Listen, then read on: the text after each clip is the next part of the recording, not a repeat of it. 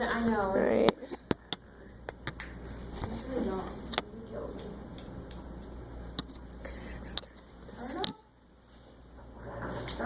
This way. I'm gonna draw a border on the screen. All right, this will work. So, whenever we're ready. Are You you have your note cards, Clay? Yes. Good. Do you want to stand? I will be the clicker. Okay, cool.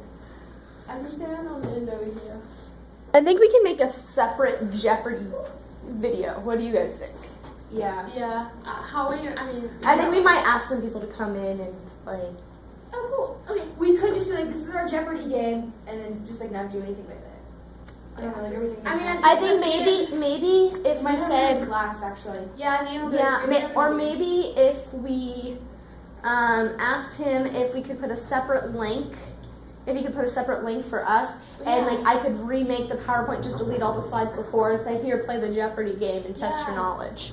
That's cool. Okay. Or like, I know, because I'm going to say, because isn't it the reason we have the game for like audience participation or whatever? Mm-hmm.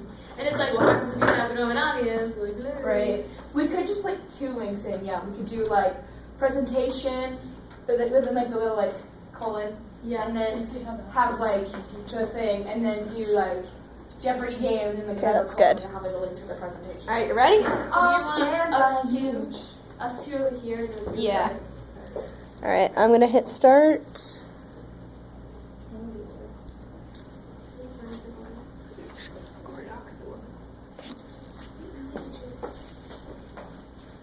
All right, we have presented Hydrotastic by Brittany Stavis, Katie Coughlin, and Kalea Lucas.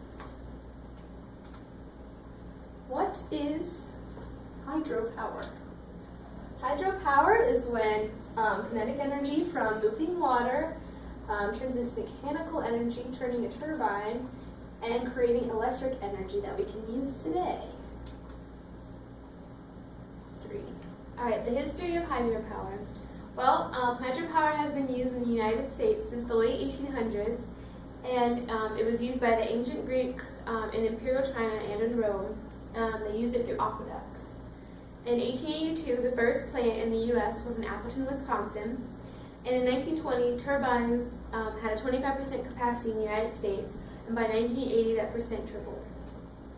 Okay, where is hydropower found? You can utilize hydropower anywhere there's a large body of moving water, like, for example, rivers. So basically what they do is they use a dam to store the water, and the water flows through turbines and spins them, which activates a generator and produces electricity. Some examples of some of these larger dams are Hoover Dam, and it's located between Arizona and Nevada. It was dedicated in 1937. In the area it's built, it reduces the flooding, creates irrigation, and it also produces hydropower, which powers parts of Vegas and Los Angeles. As well as the Three Gorges Dam, which is in China. It was completed in 2012. It helps power 9 provinces and 2 cities. It produces 1.7% of China's total power. Alright, and here's a YouTube video to explain how it works.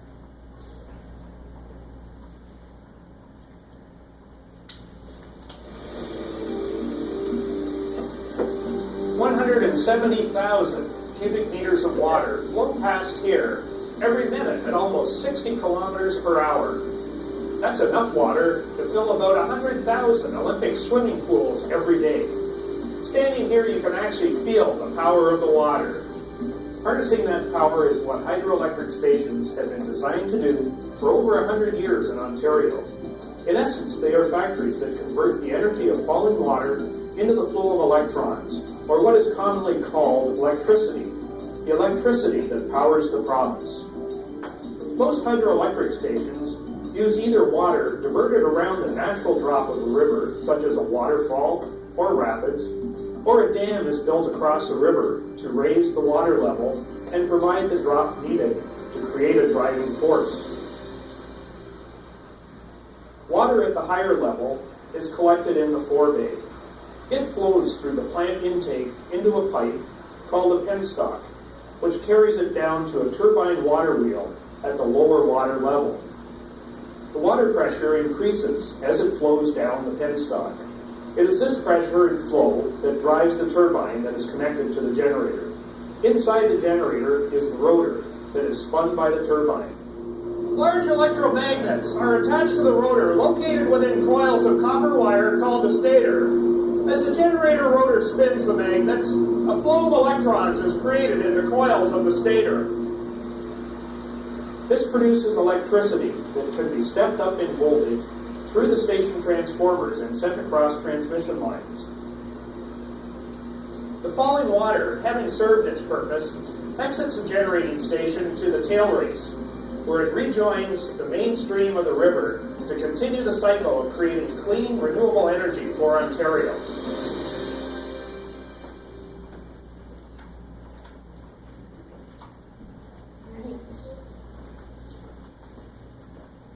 Okay, and how continued, hydropower produces enough electricity annually to sustain 35 million residential customers in the United States.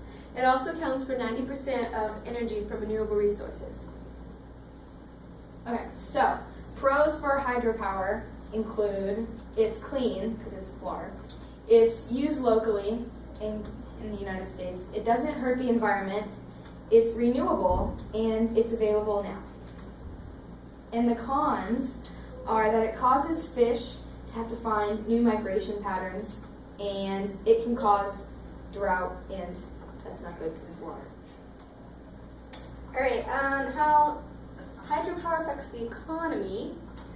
One example is in Norway. It used to be one of Europe's poorest countries, and since has industrialized and is self-reliant. And that was with help from hydropower. Right now, Norway uses 99% hydropower, and that's a good thing. Alright, in third world countries and all over the place, dams cost a lot of money. And they cost a lot of money right off the bat. And poorer countries may not have the money to produce it right away, so it might raise taxes. But building dams creates job opportunities, which is good. Okay, how it impacts the environment. Well, the majority of the ways that hydropower impacts the environment are similar to its pros and cons. It's good because it's renewable and clean, and it doesn't hurt the air or add to greenhouse gases.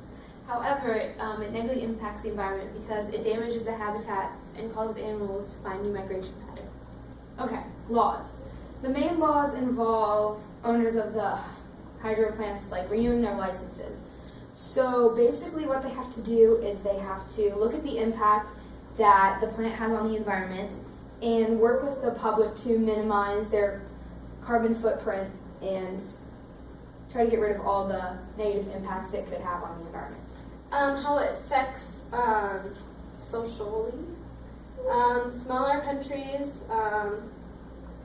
and villages have only certain areas that they can build dams, and so people might be living in those areas, and if they really want to dam because they really want hydropower, they really need a dam to reduce flooding or whatever, villages may have to relocate, and people might have to leave their home, and this also costs a lot of money.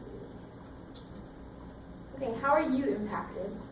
Well, there are 50,000 dams in Ohio, and hydropower accounts for 0.2% of power in Ohio. However, not all dams are equipped with turbines to take advantage of the energy. Okay, the future of hydropower. As of right now, the United States is only using 20% of the potential energy gain from hydropower. The problem is that the best places to build these plants are in the mountains and rainy areas, which have unstable ecosystems and are protected by laws for the most part. But also, the United States is only using 2,400 out of the 80,000 dams that we have for hydropower. So they could just take the unused ones and use them for hydropower.